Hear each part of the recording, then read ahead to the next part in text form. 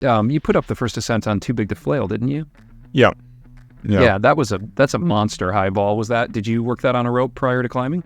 Yeah, I worked that on. That one is that would be out of the question to work it without a rope. I don't know. Then nowadays, maybe some people have done it ground up. I don't know if anyone's done it ground up. It'd be pretty crazy. The thing about that problem is that you need so many pads to make it even reasonably safe that, and you have to carry the pads so far to get there, that you kind of only want to do all that work once when you know you're going to do it. Because you can work on it by yourself super easily by hiking out there with a 40-foot piece of rope and then just spending the day. But to hike, 20 big pads out there, you have to rally all your friends, you need spotters, it's super stressful. It's like, it just doesn't really make sense in the grand scheme of human effort. You're like, why go through all that if you don't even know if you can climb it? Right.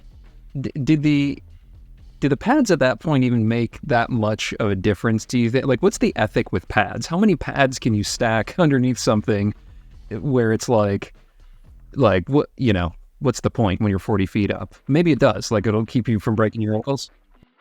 No, it matters. Yeah, it matters. I think there's really no height at which pads don't help. Because even if you were free soloing and you fell off a sport roof from 65 feet, I mean, landing on a couple of stacked pads is a lot better than landing on a rock. It's like, yeah, you might still be grievously injured, but you're going to be less injured than you would have been. I don't know. I think pads and spotters, I mean, people joke like, what's the point if you're 30 feet up? But, spotters can still kind of make sure that you don't fly off the pads and crack your head on a rock. They can still kind of, like, once you impact, they can make sure you don't get further injured by rolling down a hill. I don't know. I mean, pads and spotters are always helpful, but it is true that once you get high enough, they're a lot less helpful. Yeah. I mean, there's still a point of no return, which I think there's kind of like. Yeah, but the thing with most boulders though, like so with Too Big to Flail specifically, the physical hardest crux is only 10 or 15 feet off the ground, and so at that point you can fall and it's totally normal bouldering. And then there's kind of this red point crux that's at like 20 feet. I'm kind of remembering, I don't know if I remember correctly, but it's like say 20 or 25 feet. And that one is high enough that if you fell, you'd probably be fine, but it's like pretty scary. You don't want to fall. And then there's exit climbing going to the top, which is easier, but if you fell, it'd probably be pretty serious, even with pads. But so the breakdown is that at all the places where you're most likely to fall, the pads definitely would help. But then, yeah, if you botch the top out, it's still pretty serious.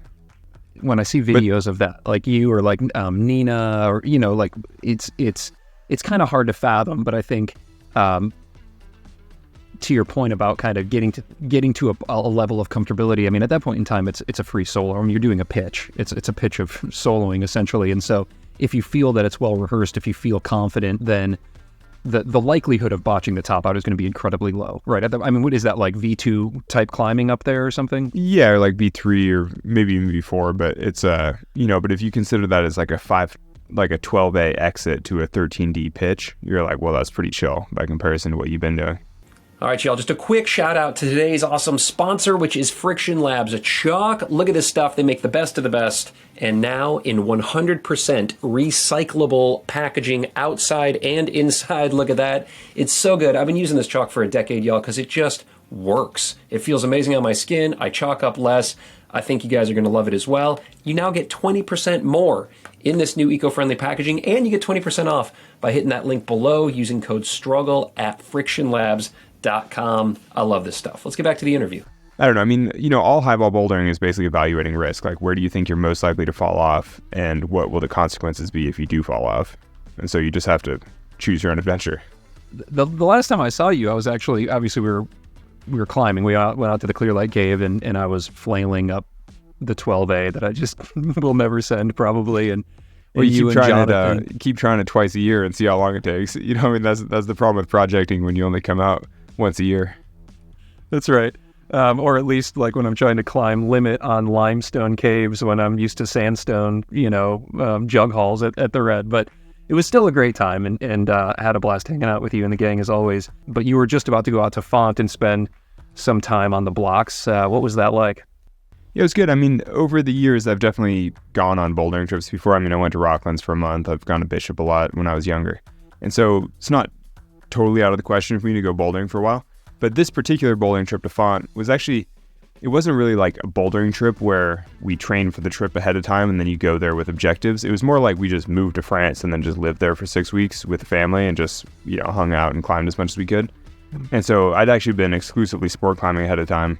And I'd been on a mountain climbing expedition in Antarctica 2 months before, so I'd sort of had to rebuild myself back into shape anyway.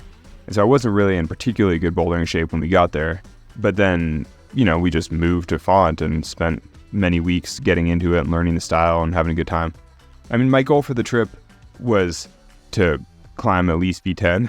Like, I haven't even bouldered outside in quite a while, and so I hadn't bouldered double digits in I don't know, like a couple years maybe. Like, it'd been a minute.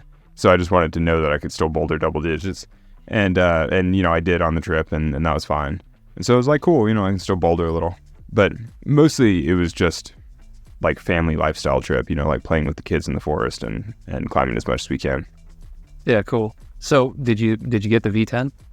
Yeah, I did this thing that was supposedly V12 that's like really tall, like a highball. And then I did, obviously a handful of other 10s and 11s and things. But, and then tried some other things that probably felt fine, but we didn't go back to.